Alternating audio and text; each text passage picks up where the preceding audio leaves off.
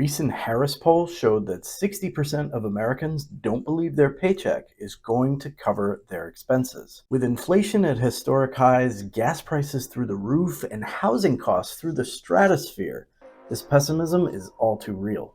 Bottom line, you need a raise, and not some BS 3% annual increase. You need a significant raise, 10, 15, 20%, or more. So how do you go about getting a raise? You ask for one, of course. Let's face it, you're not going to get anything if you don't ask for it. Stick around and I'll show you how to do it properly and professionally. Asking for a raise is both an art and a science. You need data, hard facts and figures. You also need a narrative, story, to go along with that data. Recruiter here, back from a long hiatus. If you're new here, consider subscribing. I make job search and job success videos drawing on my 20 years of experience as a recruiter in the Fortune 500. Asking for a raise is a tricky, high-stakes conversation.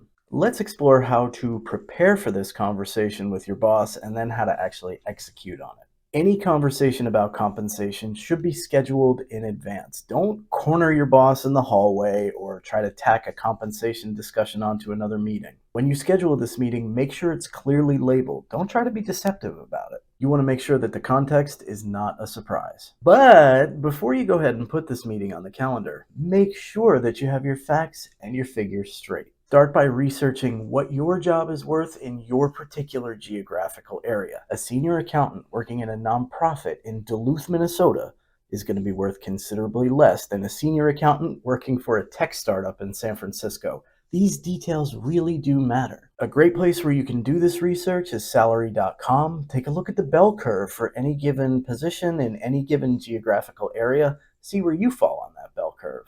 Okay, so you've got your data. Now you need to start compiling a list of accomplishments. These are the things that actually make you worth more money. Face it, showing up on time every day, doing as you're asked, doing the bare minimum, punching the clock, these are not accomplishments. Accomplishments are the things that make you stand out.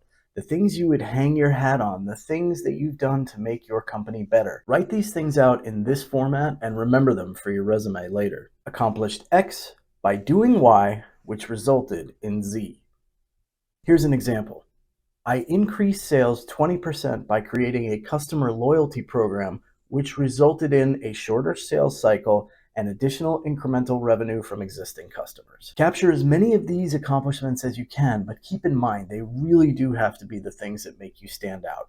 Really significant achievements, not day-to-day stuff. Now you have the makings of a narrative. Combine data with narrative, and you've got lots of ammunition to take into that compensation conversation with your boss. Schedule a meeting with him or her at least 3 business days in advance. That calendar invite might look something like this. Your name / your boss's name, conversation on career progression and compensation. In the body of that calendar invite, you might put something like this. Hey boss, wanted to connect for 30 minutes to discuss some thoughts I've been having about my career progression and compensation. Would this be a good time for us to meet? It's important that you're transparent with your boss on what this meeting is actually about, because in so much as you needed time to prepare for it, he or she needs time to prepare for it as well.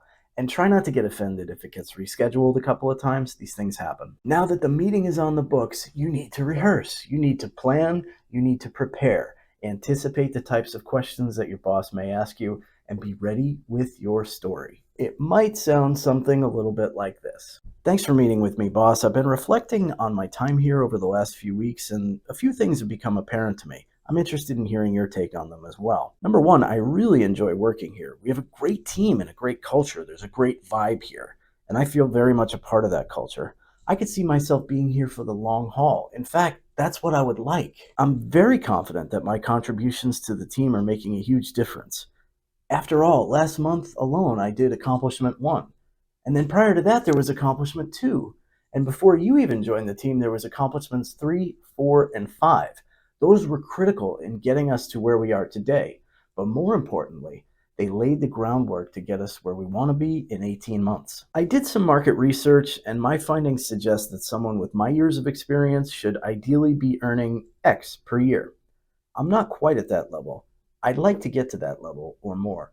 I'd like to have a raise of 20%. This would include a market rate increase and take into consideration my skills, knowledge, and experience and long list of accomplishments. I know this may be a surprise to you, and I understand if you can't give me an answer right now on the spot.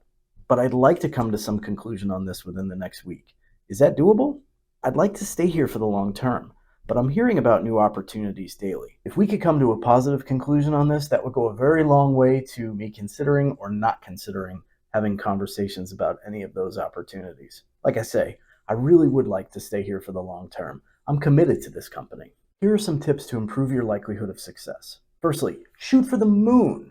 Ask for more than you think is reasonable or doable. The more you ask for, the more likely they are to meet you halfway, which actually gets you where you want to be. If a raise is not possible at this time, ask for a very specific timeline and a very specific set of circumstances that would need to be met in order to revisit this conversation in the future. Say 90 days. If a cash raise isn't possible, consider some other bargaining chips, like, for example, additional paid time off, stock or stock options, tuition reimbursement, promotion, retention bonuses, flexible schedule. Really, there's an endless number of potential other bargaining chips that you've got. You just have to be a little bit creative. If at first you don't succeed, wait 90 days, then try again. During that 90-day period, you might think about launching a very quiet job search, just to see what you really and truly are worth on the open market. One point to keep in mind about asking for a raise: even if you do everything correctly, there is a chance that you will not be successful. Internal equity, which is a four-letter word, that's the concept of equitable compensation based on experience and the work being done, can and often is a sticking point when it comes to giving somebody a raise. Be prepared that if you can't get a raise and there is no timeline under which they can consider one, you may have to launch a job search and potentially walk away. Be ready for that. If you're going to launch a job search, you're going to have to do some interviewing. Some of those interviews may be over video. Check out this playlist here to learn how to breeze through those. Thanks for watching. See you next time. Consider subscribing. Bye for now.